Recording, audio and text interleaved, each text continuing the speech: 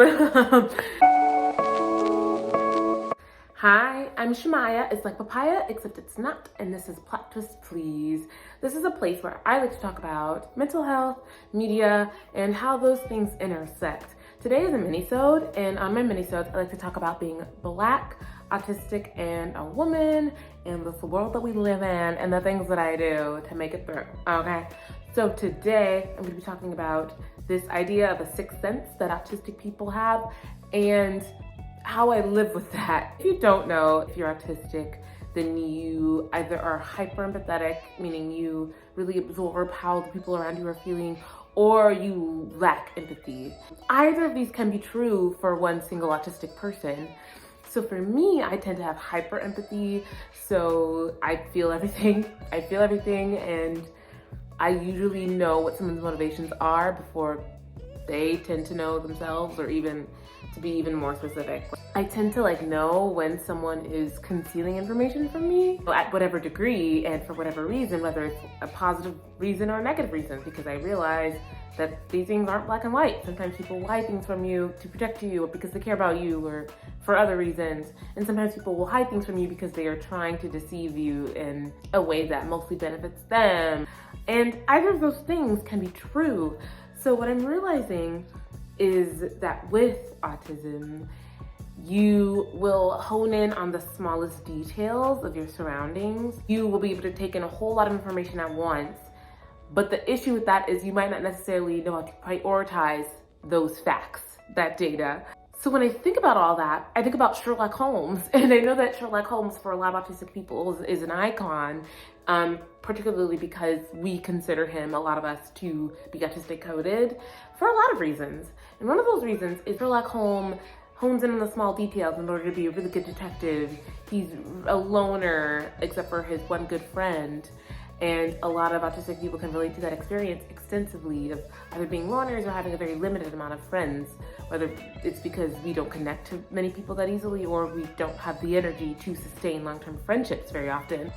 He's really good at facts, he's really good at data, but he's not very good with people. Also, please join the Patreon if you want more details about my life, because we're not getting into that for free. Now, the idea of having a sixth sense and comparing ourselves to Sherlock Holmes in that way might seem like it's falling into the Sabbath Narrative.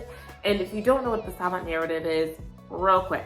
The Sabbath Narrative happens in media, in TV, in films, and even social media when autistic people are elevated and praised for doing something that benefits society at large, but then we're demonized when we are just existing as human beings. So it feeds into the idea of us having to be exceptional to validate our existence. Not fun, not cute. It takes away from us being valued as multidimensional human beings. And I'm telling you that to say that I understand the pitfalls of comparing autistic people to Sherlock Holmes for that reason, because Sherlock Holmes is this incredible pop culture figure and is mostly known for his brilliance. But I also think that there's some interesting things we can zero in on here. Anyways, I think the reason why I wanted to talk about this specifically is because I recently went through something that allowed me to see the pitfalls of this detail-oriented skill that a lot of autistic people have. It can be beneficial in a lot of ways. Like in your profession, if your job requires a keen eye and there are a lot of details involved, like there's data, or there's a lot of moving pieces, like you're an event planner or a data scientist or a biologist or even a lawyer, that requires so much attention to detail. The difficult thing about that in your personal life when you're dealing with people is that you don't know how to suss out the difference between the important details and the unimportant details. And guess what? There's a name for it. It's called having a weak central coherence.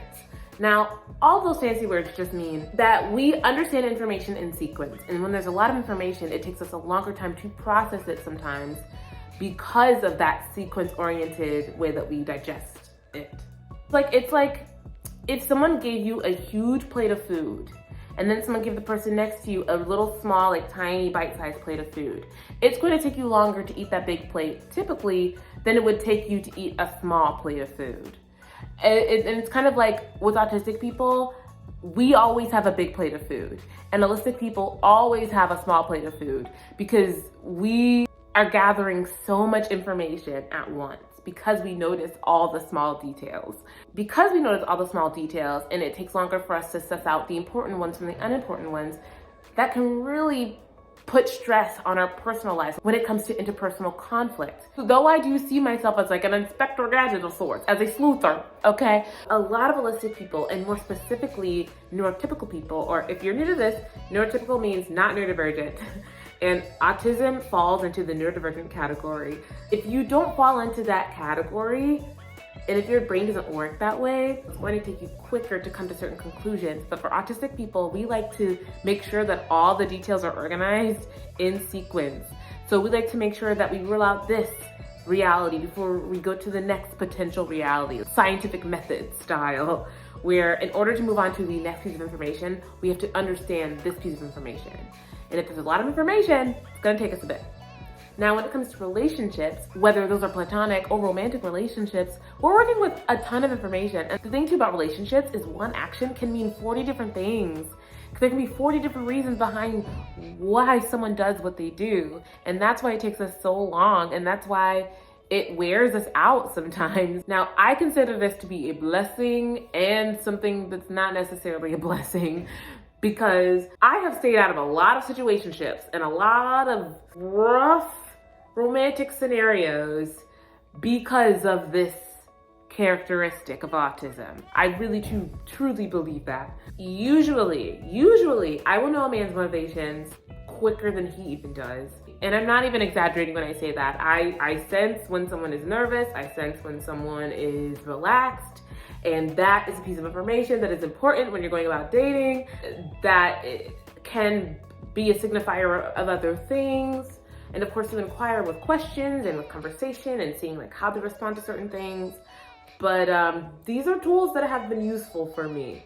It's the empathy thing, you know? It's the hyper empathy where I can really tell, like, down to like his eye movements. Like, is he thinking a lot before he answers this question? What's he looking at? It's just a very, it's a very finite thing that I have been able to have a lot of practice in over the years, going on dates and these apps and all that stuff.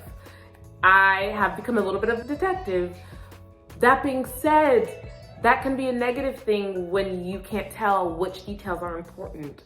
So you might, due to anxiety or due to past trauma, focus on one particular piece of information that doesn't actually mean a lot. The interesting thing is, when I was younger, I would chalk up these, you know, details that I would notice with people as me just being anxious, as me, you know, being closed-minded and not wanting to give people a fair chance.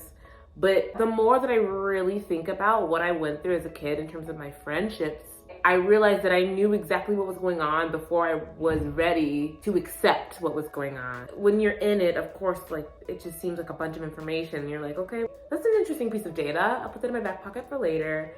But when you really, really want something, when you really, really want a relationship with somebody, that can override all of that data. That can override the scientific method. But yeah, that gets into really complicated things that aren't what this video is about. Maybe I'll talk about that later. I also think that it's worth pointing out that I, for some reason, have noticed that men tend to be worse at lying than women.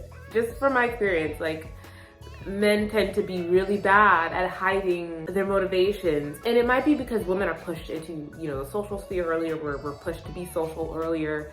There's more investment in how women socialize than there is in how men socialize, even at a really young age. I think that has a lot to do with that. Of course, that's not a research take. That's just, you know, I got ChamayaOlogy. That's just my thoughts.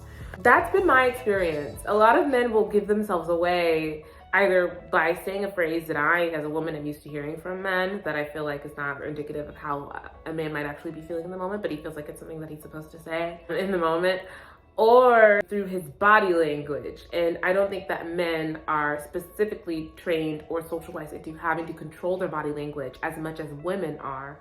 And I think that has a lot to do with how we police women's bodies, but that's a whole thing. I just think that men aren't used to having to communicate with their bodies as much as women are used to having to do that in order to live in the society that we live in. So yeah, I'll know like if a man has ill intentions or not pretty immediately. And this even seems alarming to some of my friends. Like, if I, like, I guess quick dating story. This is fine. This doesn't reveal anything. This is fine. I went on a date with this man after, texting him for a little bit. I wasn't texting him for too long. I like to be in front of people as soon as possible. Like, I like to keep the texting to a minimum and get in front of them as soon as possible so I can see what I'm working with. Like, just interacting with them to see how I feel around them. And through the text messages themselves, something felt off to me. What I equate to a gut feeling, I started dismissing that.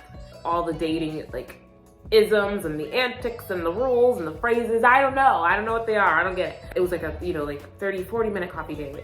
Really short and sweet, but it really was short enough where I was like, there's no way that you understand who I am as a person fully by this short coffee date, because how can you? It's 30-40 minutes. You don't know. But after that, he was sending like these very like lovey-dovey, and it was strange because in my mind, you don't know enough about me to have such a strong connection to me or to be that attached to me. And so the only thing you could potentially be attached to is the idea of me. All the flowery language was just like very confusing for me and made me uncomfortable, I think. But I also think that there was a level of that was really trying to understand his motivations for expressing his feelings in that way. And I'll get into details in the Patreon. And then like my suspicions were confirmed after second date. But I think that these details, all these details and the way that we synthesize details as autistic people can very much be equated with a gut feeling that we don't know what people are talking about when they say, oh, it felt right. I've never understood a phrase like that. It felt right or didn't feel right. I've always had to analyze it and be like, okay, like what is the data telling me? What is this information what is the conclusion that I can make based on this information? And I think that me and my autistic brain knew what all these pieces of information meant before I could even verbalize that information, before I could even conceive like what these details meant. That to me is what makes sense as a gut feeling. Being extremely observant has a price. Now, I really think that Sherlock Holmes, if he were a real person, would struggle with relationships because relationships and people are fickle. You're dealing with emotions that are constantly changing, people's circumstances, what they want, how they feel, what environment they're in can impact their decisions, and their decisions can impact you, and people are just going to be people, and that is really hard for us to deal with, especially since we value consistency. The fact that relationships are just so fluid drives me nuts. It drives me nuts. Someone can disappear like that someone can change their mind about you like that. Like, it is one of those things that just does not, my brain just don't like. For a lot of autistic people, it is easier to just abstain from relationships altogether. But honestly, I have found it to be one of the most worthwhile risks, because you can't really live your life that way. You can't really live your life afraid that things will change, because that's life. Things are gonna change. You know what? If anyone out there who's autistic and listening to this has struggled with relationships or is currently struggling with even thinking about relationships, I want you to think about it as a math equation. I'm not trying to like hone into that stereotypical autistic people like math. I hate math. I hate it.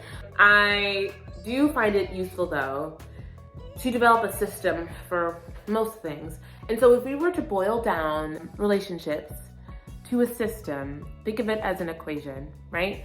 Okay, I hope I'm making sense. I hope this isn't really weird or meta, but in the equation of life, there are things that do not change. Things that don't change. I'm going to have blood in my body for as long as I live.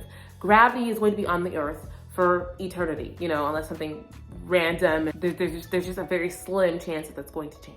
So those are the fixed variables. But then there are also those variables that do change, and how you feel at any given moment, that can change. How somebody feels about you, that can change. How much someone is willing to give of themselves in a relationship. What someone is comfortable with in a relationship. What someone's boundaries are, that can change. And I think the more we realize that even the variables that we think are fixed can change, the more flexible we are going to be able to be in our everyday lives. And I really do hope that for us. I really do hope that for you. All right, that's all I have time for today. Thank you so much for tuning in. Don't forget to like, share, and subscribe if you like what I'm saying to you, and become a patron where you get to hear more details about my dating life and other things. Stay weird. Bye-bye.